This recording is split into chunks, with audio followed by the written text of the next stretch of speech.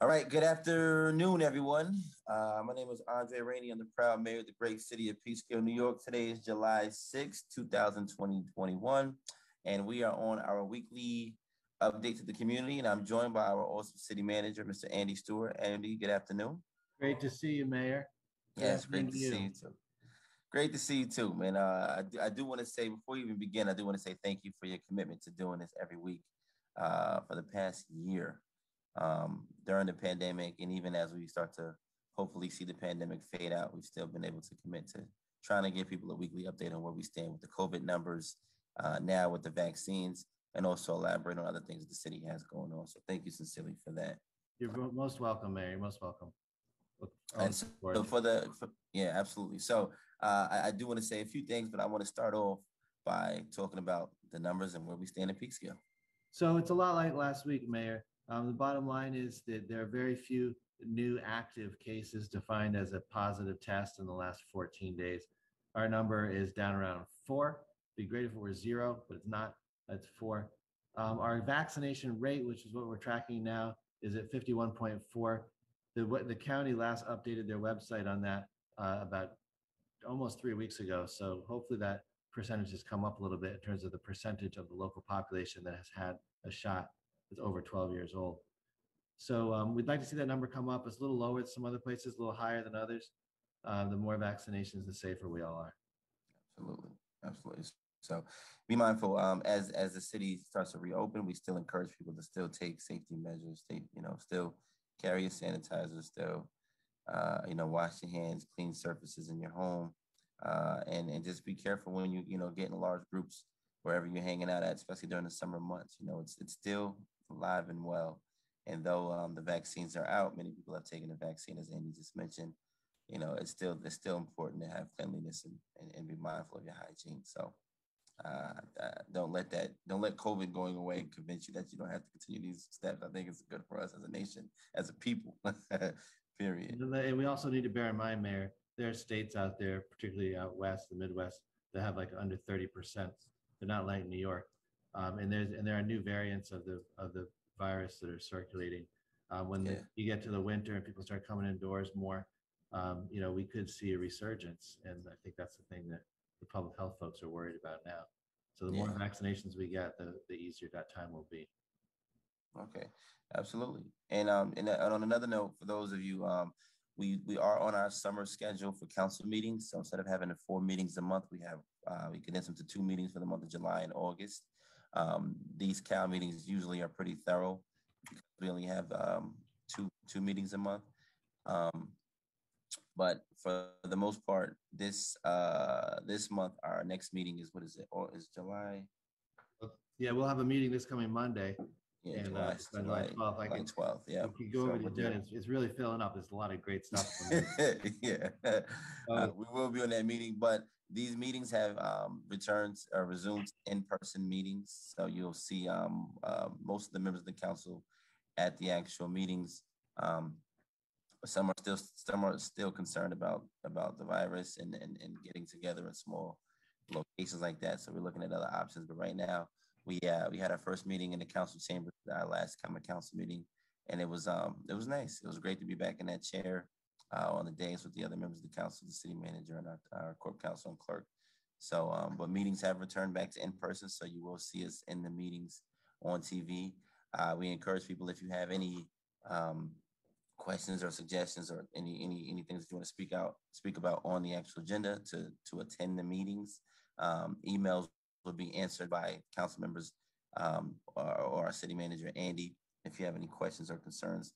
Other than that, we do encourage people to come to the meeting if you want to speak about something on record, about an item on the agenda, or just something in public, period. yeah, I wanted to mention also, well, just back on the COVID-19 numbers again, that the mayor and probably myself as well as some other staff are participating in a countywide call this week hosted by the county executive to look at ways of promoting vaccination.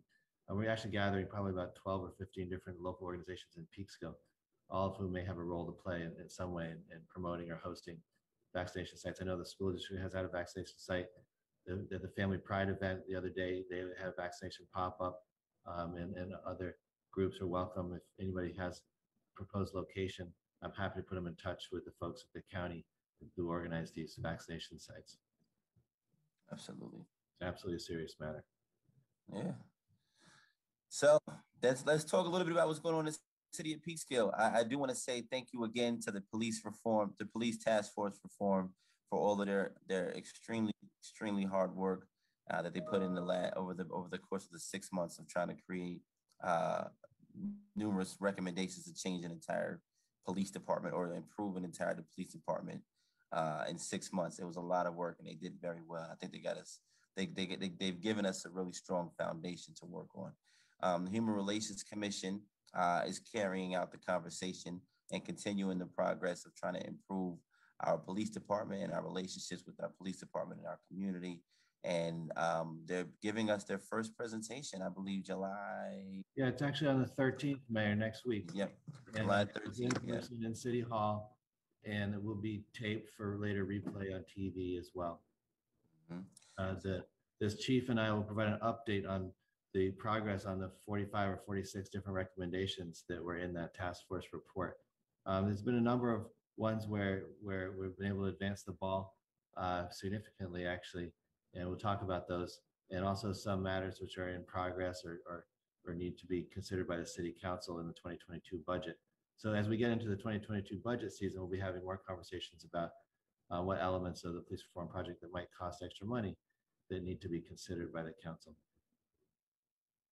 Absolutely. So I'm looking forward to that. Some of the recommendations have already been, we've already started pushing some of them forward. Some of them are going to take a little bit more of a state push, but the council is certainly advocating for some of those recommendations that the state can push forward and improve. If it comes down to writing letters of support, or just continuously advocating by reaching out to our senators and our congressmen and our local representatives, like our county executives, just to show our support on what the recommendations were, then the council's been willing to do that. So after this update comes, I'm sure there'll be some more action steps that we can only hope for in the near future. Absolutely. Yeah, there's a lot of exciting stuff on the table to work on, and it's already being done, essentially. Yeah. And speaking of police and community, August 3rd, the Youth Bureau is hosting their annual National Night Out event right here in the city of Peekskill. More details to come, but you can look on the city website or the Facebook page of the Youth Bureau, and some more information will be there as well. But another opportunity, the last one we had was in 2019, and the officers were really engaging with the community and talking to them and sharing their history and their testimonies of being an officer, dancing and serving food. And it was just a real reminder of not only the kind of city that we live in, but the kind of police that we have within our city. So very thankful to see that the police blended in just like normal people, and I like to know that in this city we can look at our police like people, not enemies. So that was great, but I'm looking forward to it. August 3rd, more information to come. Yep, in Pugsley Park, wonderful Pugsley Park, right on Main Street there. Yeah, so I know we had some issues, Andy. I know you can bring up some of those. I know we want to talk about, with the water. So unfortunately, over the weekend, there was several water main breaks. Actually, our water department, and we had to pull in extra staff from the DPW, was super busy identifying the leaks, their sources, digging up, figuring out which pipes need to be replaced and how, and getting those fixes going. There's going to be ongoing work actually on Barnard Road the next few days until that road is fully restored later this week, hopefully. Also on Main Street, a couple other places. It really is kind of when it rains, it really pours in the city of Peekskill. Our infrastructure is very aging, and just to give folks, I know I've explained this before, but when there's a water main break, you have to shut off valves in the immediate area in order to stop the water from flowing, so that you can fix the break. And you go out and you put this kind of long screwdriver about 6 feet down into the road, and you try to turn a valve. Sometimes they don't work. They were put in the 1930s, and they're stuck open, they're stuck closed in various ways. They break, and so that's what happens. It actually expands the area where you need to shut off water. It takes longer. So we actually have put in several grant proposals, and the city council is going to be hearing more about this on I think in August is when on Monday, our CFA applications. We we need and are going for external funding as well as city tax-based funding to replace these valves and to do water line work. Also fire hydrants need to be replaced in other parts of the water system because it's very old and it tends to break down. So really kudos to our guys. They did a great job coming out really in the middle of the night and doing the work that they know how to do best. Right. And that's, fortunately we have platforms like social media and our city website, because when something comes up, you can always check there for any updated information. Yeah, this is where I promote Code Red again. That is our system. If you're wondering when and where the water break happened, it's because you didn't register for Code Red. Yeah. And it's free. It's available on the city website. We'll post stuff on Facebook too, of course. But the quickest way to get those messages is just register for Code Red. Yeah, and that's what I was leading up to. Like for information like that when it comes out, because there was some people saying that their water's been a certain color for weeks, and I was affected by the water issue too, but it was a few days that I noticed it. But some people were saying that it's been like this for weeks. Areas like Patricia Gardens, I'm being told that they've been going through it for like 3 weeks or something like that. Yeah, no, there definitely been problems with sediment getting into the water lines, and the city's been logging the calls. We've got a few complaints in recent weeks, not as many as you might think, but nonetheless, there have been some serious ones that affected businesses and others, residents, and it's disquieting to see a yellow tinge to your water. We're under oversight by the Department of Health. We take safety inspections very seriously. We've always been within compliance on the it's called turbidity, which is basically the sediments that are in the water. We actually had a diver going down in the tanks last week, looking for cracks to patch them up and cleaning the tanks. So we're hopeful that problem is going away. But we also want people to call us when they see it. And there's a number on the website, and you can call the water department. Make sure you're letting us know when you see something, whether it's a water line break or any kind of problem with your water. When you see that kind of situation also, and after a break, make sure you run your cold water for a while, just to clean out your pipes if there's any sediments that got into the pipes. And we will continue on. Absolutely. So on another level, another note, the city of or the governor has, for those of you who haven't been watching or who hasn't been informed, a lot of the restrictions have been lifted over the last couple of weeks. So the city of Peekskill we're following a lot of the lifted restrictions, but we're also trying to be uniquely safe for our city. So you may notice in some places like the other cities' pools full capacity, ours is still limited only because of the safety of our residents is our priority. So we try to do things that make sense for Peekskill, for the safety of everyone else, especially knowing that the virus is not completely eliminated. It's just slowed down. So if you want to know what the city has going on as far as parks and recreation or summer programming and activities, again, please check our city website and you'll find a lot of things going on that we're doing. And of course, in a safe COVID way, in a COVID safe way, for the people of this community to enjoy. Just on that, Mayor, tomorrow night, R&B down on the riverfront, a group called What It Is, that the Recreation Department has organized that. And then on this Saturday, the Feel Good Music Series at Charles Point, again, this wonderful group presenting all sorts of great stuff in the afternoons there. There's Zumba and there's music in the afternoon, and it's just a beautiful spot. I don't know, I'm sure you've seen it, Mayor, but they set up the stage with this beautiful little canopy over it. Mm-hmm. And it's really wonderful to go participate in that stuff. It's right on the walkway. It's easy to park, and there's a lot of talent, a lot of local talent involved. Absolutely. So yeah, just keep an eye out for that. Also, Bicycle Sundays is continuing in the park. If you want to take your kids out and you don't want to have to worry about traffic, the park roads are closed just for bicycling on Sunday mornings. Perfect. So, do we have any viewers online with any questions or? Turn over, look at some comments. Let's see. I would love to hear some suggestions or questions. Someone thought we were laughing about COVID, which we were not, absolutely. And it's a very serious matter. There's someone saying, appreciate the work on the water system, the quick fixes. They know it's a lot of work. Someone saying that the water doesn't taste good. And again, if you have a water issue, please call the water department number so we can log that and investigate it.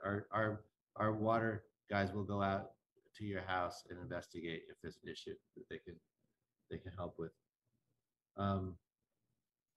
Let's see. Yeah, this other person saying their water tastes great, so it's variable.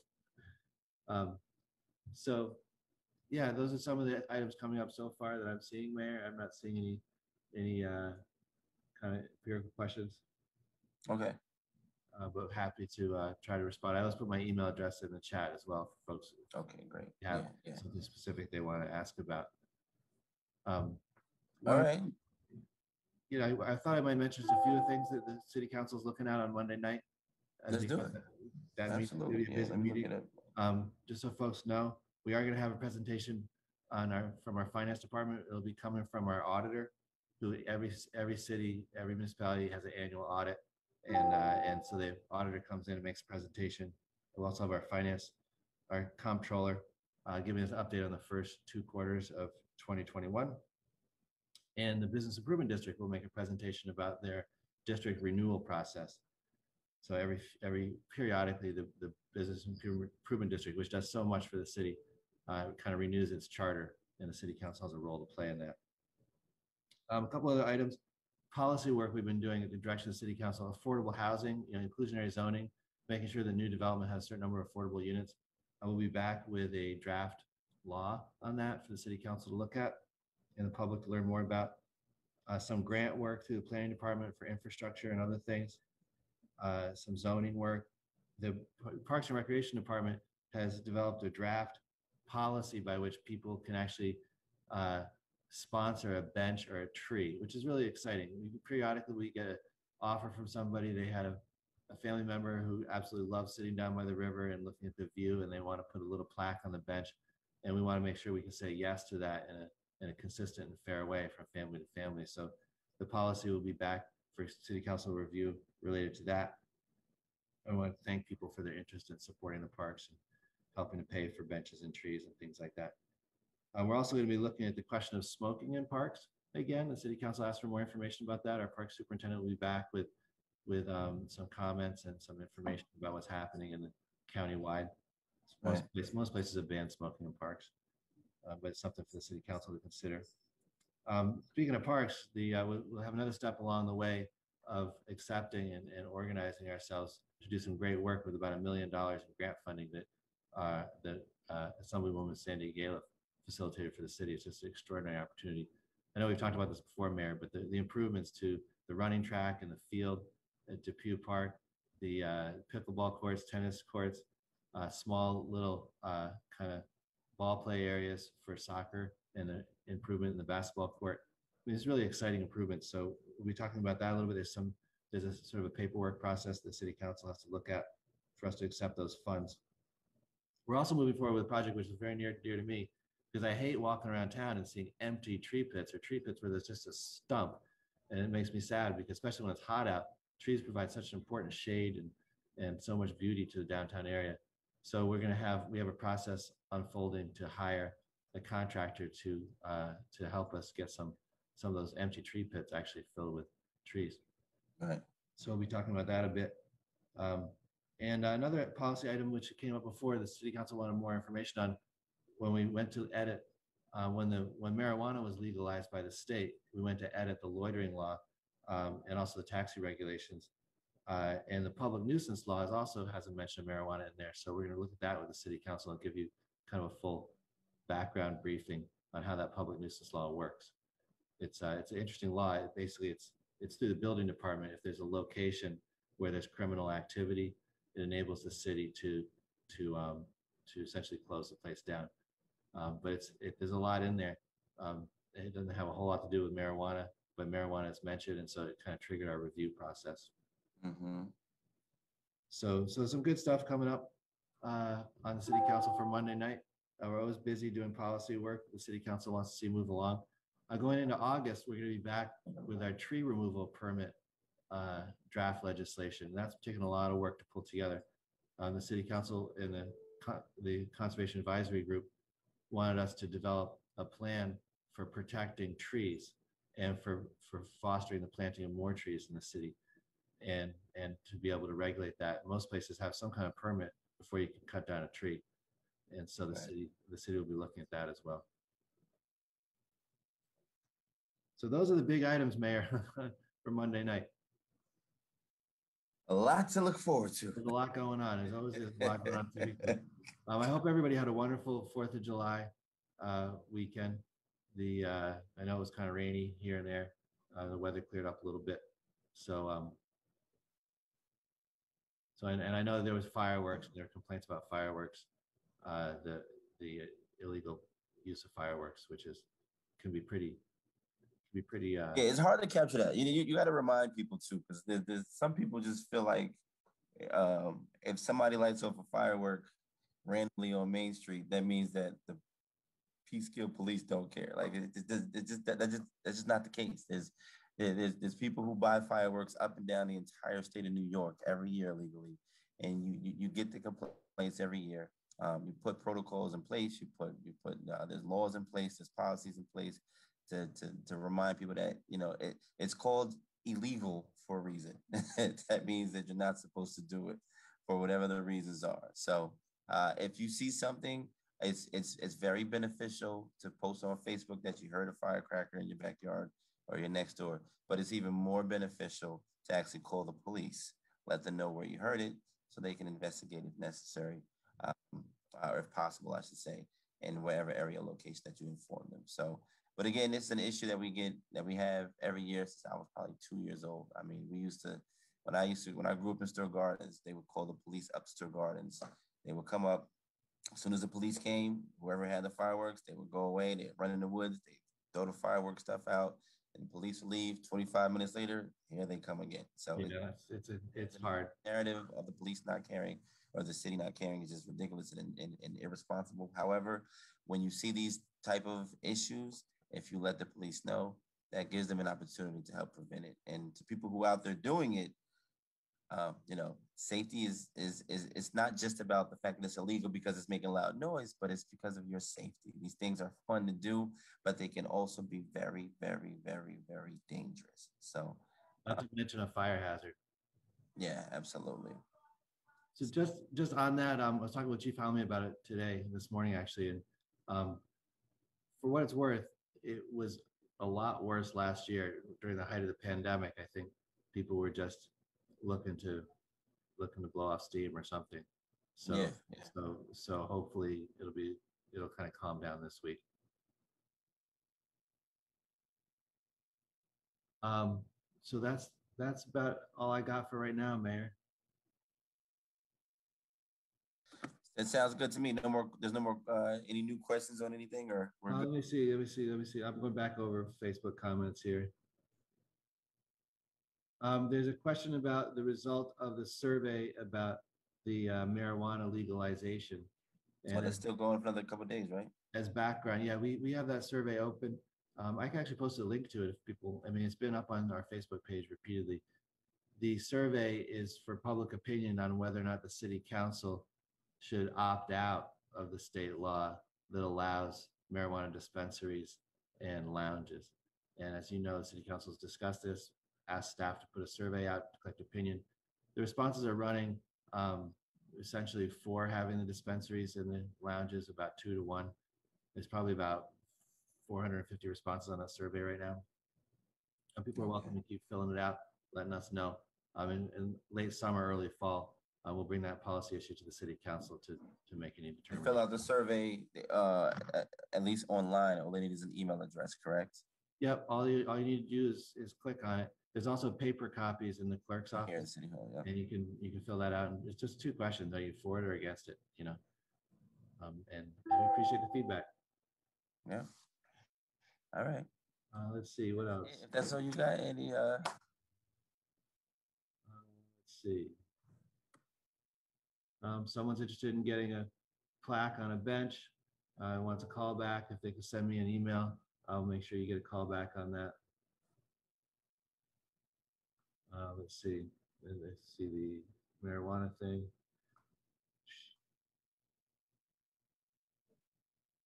Someone's asking about active COVID-19 cases. I mentioned in the beginning of our video that there were 4 active cases in the city. Yeah, anything that's already mentioned, just remind them they could just watch this later. Someone's reporting what they're worried about, a hazard. I'll go check it out. It's a telephone pole that's leaning sideways. Apparently, we'll check that out. I'll report that to the DPW. Okay.